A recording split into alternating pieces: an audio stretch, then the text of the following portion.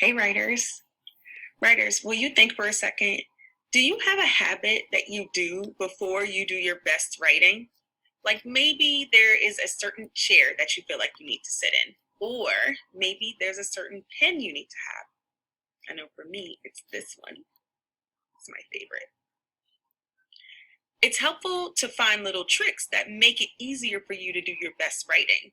But writers, whatever tricks it takes, writers know that the day comes to put aside all of the planning and the research and the conversations, and it comes time for them to write fast and furiously, for them to draft their whole writing piece.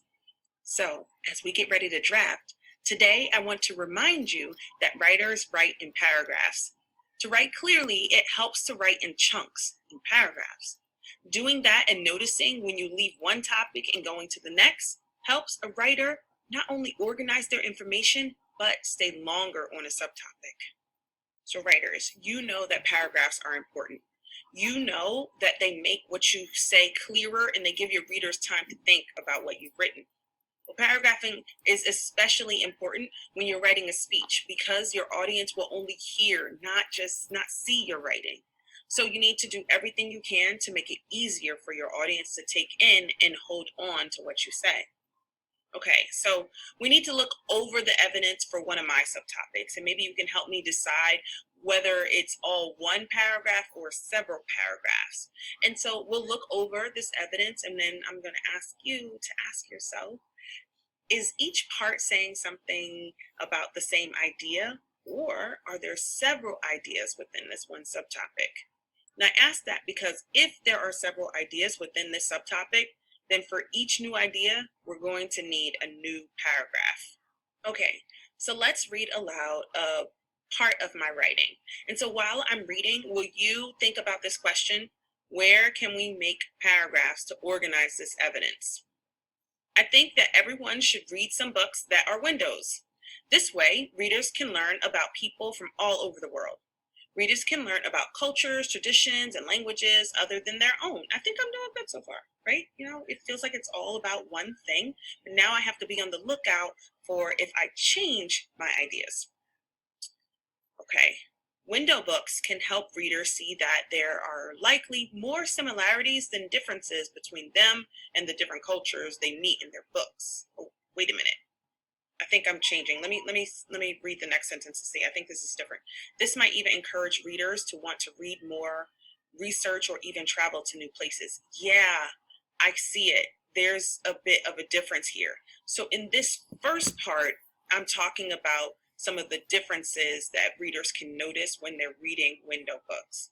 But then in this second part down here, I start talking about some of the similarities that readers can notice when they're reading a window book.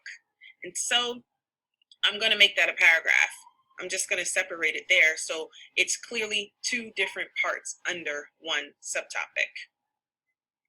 So, writers, I want you to see what I did there. I worked really hard to think about whether or not I was organizing my information in the best way. And I added some paragraphs in there because they were necessary.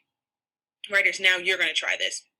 Right now, you can look at the evidence from your first subtopic. I'm going to ask you to reread it to yourself.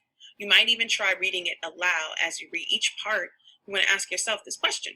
Is this part about the same idea, or is there a new idea starting? Whenever you see where a new idea might be starting, you could put a P next to it to show that you're starting a new paragraph right there. Or if you're typing like me, you can just make it a new paragraph.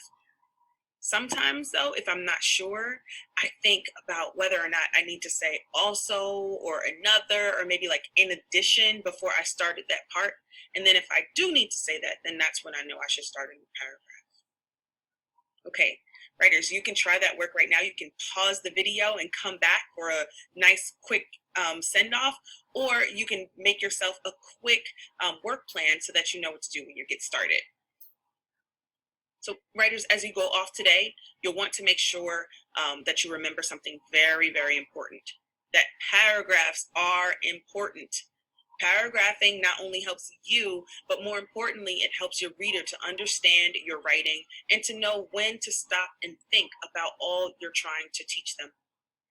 Today, you'll want to remember your message and think about what you want your audience to know and do and care about. You want to keep in mind all of this as you write your entire speech. You want to try writing the whole thing today. So try to work really hard to do it. It might be helpful if you set yourself a timer. Maybe give yourself 10 or 15 minutes to do the best writing that you've ever done. Off you go, writers.